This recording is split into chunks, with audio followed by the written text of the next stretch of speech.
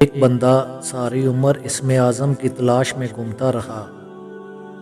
اس نے بہت تحقیق کی، بہت کتابیں پڑھی، لیکن اسم اعظم کا پتہ نہ چلا۔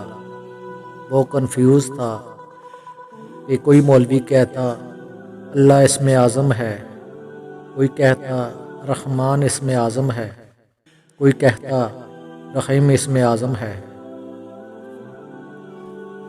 اس کو یہ پتہ تھا کہ حضرت سلمان علیہ السلام کے پاس ایک انگوٹھی تھی جس پر اسم اعظم نقش تھا۔ اس وجہ سے انہوں نے ساری دنیا پر حکومت کی۔ اس کو دین کا لگاؤ بھی نہیں تھا، مگر اپنے حالات سیدھے کرنے کے لیے اسم اعظم کی تلاش میں گھومتا رہتا۔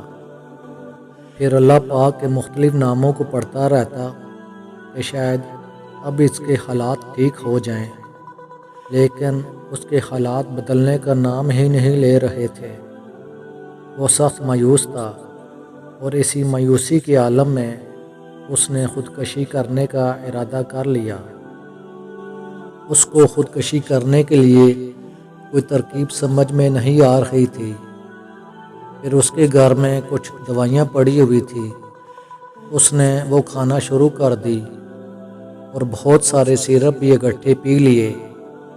اچانک اس کے ذہن میں خیال آیا کہ خودکشی حرام ہے۔ وہ ڈر گیا، کچھ اس بات سے بھی کہ ابھی مر جاؤں گا۔ وہ ڈر گیا اور رونا شروع کر دیا۔ پھر وضو کیا، نماز پڑھی اور اللہ پاک سے گڑ گڑا کر معافی مانگنا شروع کر دی۔ آج پہلی دفعہ دل سے دعا کی تھی اور روتا رہا کہ اے اللہ مجھے معاف کر دے اور مجھے بچا لے، آئندہ کبھی ایسا کام نہیں کروں گا، آج مجھے بچا لے۔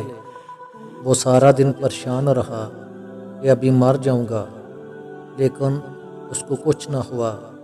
پھر اگلا دن بھی گزر گیا، اس کو کچھ نہ ہوا، لیکن اس کو اسم اعظم کی سمجھ آ گئی کہ رب تعالیٰ کو دل سے پکارنے کا نام ہی اسم اعظم ہے، چاہے جس نام سے بھی پکارے وہ سنتا ہے۔